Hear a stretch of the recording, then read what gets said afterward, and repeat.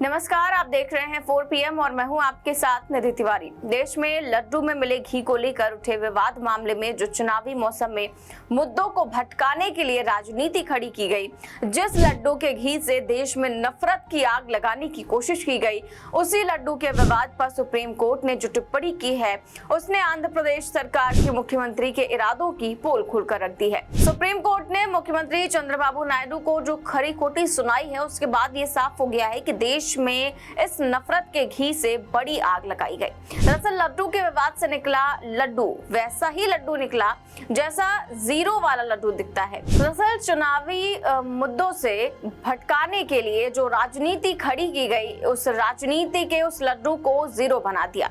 इसके पीछे की घिनौनी राजनीति से पर्दा हटा दिया और लड्डू में जानवरों की चर्बी होने का बयान देने वाले आंध्र प्रदेश के मुख्यमंत्री को सुप्रीम कोर्ट ने ऐसी खरी खोटी सुनाई जिसके बाद उन्हें एहसास हो जाना चाहिए कि वो किस आग से खेलने के लिए जा रहे थे। दरअसल जस्टिस BR गवई ने तो यहाँ तक कह दिया कि जब आप संवैधानिक पद पर हैं तो हम उम्मीद करते हैं कि देवी देवताओं को राजनीति से आप दूर रखेंगे। जस्टिस विश्वनाथन ने कहा कि रिपोर्ट जुलाई में आती है और बयान 18 सितंबर को देते हैं। कोर्ट की एक एक बात ने आंध्र प्रदेश के मुख्यमंत्री की नफरती राजनीति का पर्दाफाश कर दिया।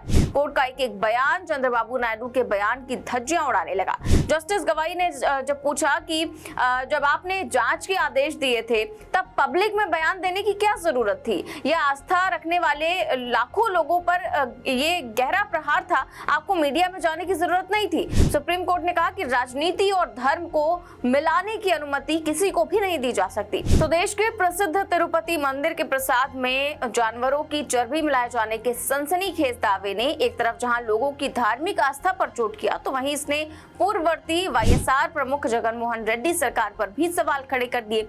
लेकिन अब सुप्रीम कोर्ट ने साफ तौर पर कहा कि कम से कम भगवान को तो राजनीति से दूर रखा ही जाना चाहिए। जाहिर है कि कोर्ट ने न सिर्फ आंध्र प्रदेश के वर्तमान मुख्यमंत्री N चंद्रबाबू नायडू से सवाल किया, बल्कि पूरे मामले पर सबूत भी मांगा है कि आखिर किस आधार पर यह कहा गया कि तिरुमाला के प्रसाद में जानवरों की चर्बी से तैयार घी का इस्तेमाल किया गया।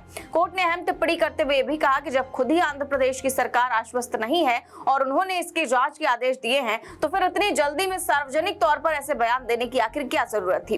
सुप्रीम कोर्ट की इस महत्वपूर्ण टिप्पणी के बाद अब सवाल उठ रहा है कि क्या लड्डू विवाद पैदा करके सियासी फायदा लेने की कोशिश की जा रही है? क्या धर्म और राजनीति के इस घालमेल से भक्तों को चोट देकर आस्था के साथ खिलवाड़ करने की कोशिश की जा रही है? बिना तथ्यों और सबूतों के ऐसे बयान देने से समाज में किस तरह का मैसेज देने की कोशिश की गई है? हालांकि तिरुमाला तिरुपति देवस्थानम की तरफ से पक्ष रखने वाले वकील ने सुप्रीम कोर्ट ने अपनी दलील रखते हुए कहा कि मंदिर के प्रसाद यानी कि लड्डू की गुणवत्ता और उसमें संभावित मिलावट की कुछ शिकायतें मिली थी।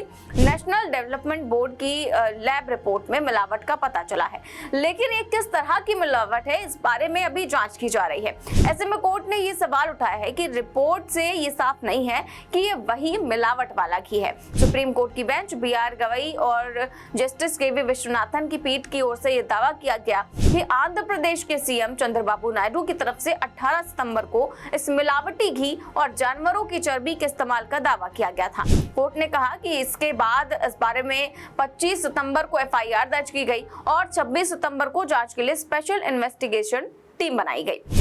लड्डू पर नायडू के दावे पर सुप्रीम कोर्ट की पीठ ने सवाल उठाते हुए कहा कि किसी ऊंचे संवैधानिक पद पर बैठे अधिकारी के लिए सार्वजनिक तौर पर ऐसा बयान देना उचित नहीं है जिससे करोड़ों लोगों की आस्था जुड़ी हुई है। दरअसल ये पूरा दावा आंध्र प्रदेश की पूर्ववर्ती जगनमोहन रेड्डी सरकार में कथित तौर पर प्रसाद में चर्बी मिलाए जाने पर किया गया था। सुप्रीम कोर्ट की इस सख्त टिप्पणी से अब ये साबित भी हो गया है कि CM चंद्रबाबू नायडू ने गैर जिम्मेदाराना बयान दिया, गैर जिम्मेदाराना हरकत की और राजनीति में विपक्ष के नेताओं को नीचा दिखाने के लिए। इस तरह की राजनीति काफी खतरनाक होती है। राजनीति में जिस तरीके से धर्म का गलत इस्तेमाल हो रहा है, ये उसी का एक हिस्सा है। लैब रिपोर्ट ये बता रही है कि उसमें मौजूद फैट प्लांट बेस्ड फैट है।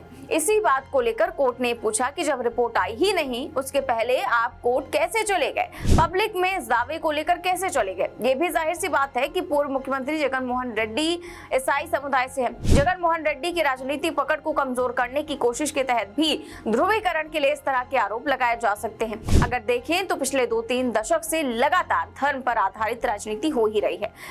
हिमाचल प्रदेश में कांग्रेस पार्टी की सरकार है, लेकिन जो उत्तर प्रदेश में हुआ कि दुकानदार नेम प्लेट लगाए कई बार दबाव में आकर भी इस तरह के फैसले लेती है, या फिर उनका मकसद वोट को एकजुट करना भी होता है, क्योंकि जन आधारित राजनीति अब पीछे चली गई है। इस तरह की चीजों से तत्काल राजनीतिक रूप से फायदा हो जाता है। धर्म सबसे आसान हथियार होता है कि किसी को इस्तेमाल कीजिए और उसकी भावनाओं के साथ खेलिए, उनकी राजनीतिक जमीन को कमजोर कीजिए। कोर्ट को और सख्त होना चाहिए। जिस तरीके से चंद्रबाबू नायडू की राजनीति है, पहले ऐसे नहीं था। जिस तरह धर्म का प्रभाव बढ़ा है उसको इन्होंने भुनाने की कोशिश की है। ऐसे में होना तो ये चाहिए था कि ऐसी संवेदनशील चीजों पर अगर सरकार को शक हुआ या कुछ इनपुट्स मिले भी तो पहले गहनता से जांच होनी चाहिए। सिर्फ एक लैब रिपोर्ट के आधार पर इस तरीके से सनसनीखेज दावे की बजाय जो अब एसआईटी बनी है वो उस सार्वजनिक बयान देने से पहले बनाई जानी चाहिए थी। एक और बात ये भी है कि अगर चंद्रबाबू नायडू के इस दावे में थोड़ा सा भी दम है तो फिर ये एक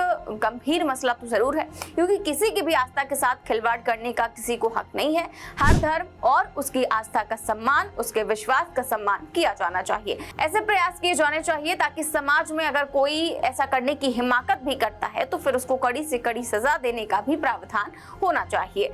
और अगर ऐसा नहीं होगा तो फिर इससे कोई भी गंभीरता पूर्वक लेगा ही नहीं। भारत को विविधता का देश कहा जाता है और यही इसकी सबसे बड़ी विशेषता भी है। विभिन्न भाषाओं और रंगों के लोग एकजुटता के साथ रहते हैं, लेकिन जब इस तरह के प्रयास होते हैं तो कहीं ना कहीं उसे जरूर दरकाने का प्रयास होता है। तो फिलहाल इस खबर में बस इतना ही। देश और दुनिया की तमाम बड़ी खबरें जानने के लिए देखते रहिए 4PM न्यूज नेटवर्क। नमस्कार।